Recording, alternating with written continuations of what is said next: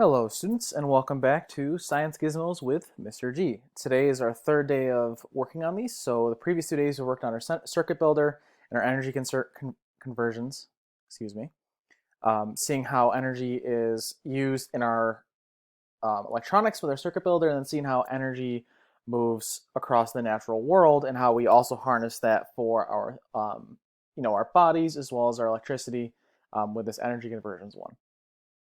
Today we're going to look at flower pollination.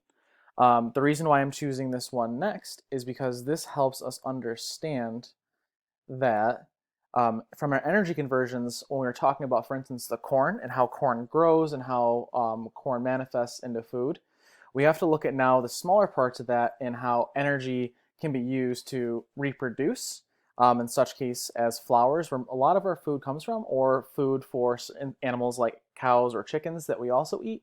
Where we get our food from. So a lot of plants that rely on flowers are your strawberries, zucchini, wheat, corn, pretty much anything you can think of that grows that we eat, at least most things, start out as a flower. Or if you eat meat, for instance, a lot of those animals depend on plants that start out as flowers to survive. So in a lot of ways, flower pollination is the source of a lot of our energy and the energy of a lot of our food. So let's look at how this works.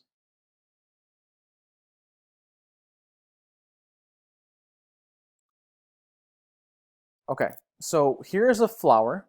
It's a pretty generic one. We have our pollen, which is right here. We have our stigma, our anther, and our filament. So these are all the different parts.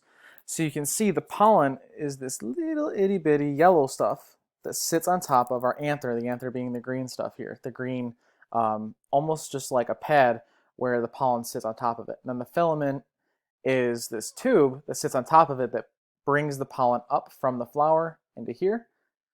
And then the stigma is also a tube that can take pollen back in. So with flowers, for instance, if we had a bee or a bird or even just the wind, the pollen will come from one flower here, let's say. Let's imagine there's a second flower here. The pollen will come off this anther and find its way, let's say, to this second flower down its stigma, which is right here. And that's how you pollinate the two flowers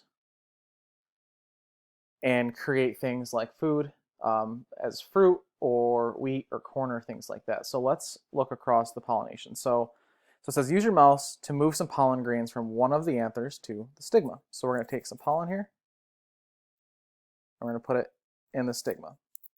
So it says pollen grains stick to the stigma. Click on the style to watch the growth of pollen tubes from the pollen grains to the ovules.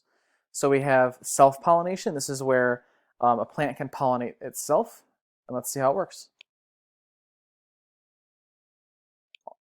So let's do cross-pollination this time. Now I have two flowers. So it says use your mouse to move some pollen grains from an anther on the left flower to the stigma of the right flower. So you can see that it comes down, and then this is the style, which is kind of the receptacle. It's where it takes all of the pollen, and it can pollinate all of the pieces in here to create a fruit or anything else that you might eat. So here's identification. This is just a very quick quiz to help identify each of the pieces. You can find a diagram like this on Google pretty quickly if you need to look, if you can't remember from science this year. We have some big, if you look at the self-pollination one, we have at least 4 of them here for us that'll help narrow it down for us. So for instance, the stuff sitting on top of the stamen, I have my pollen and my anther.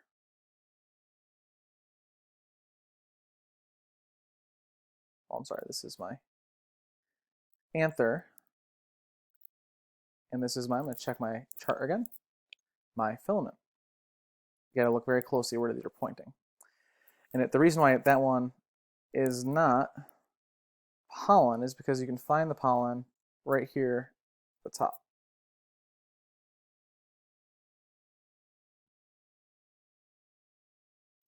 So maybe find a diagram online to find these. You can also start over. For instance, it tells me that I have 3 correct out of 10. This isn't for a grade.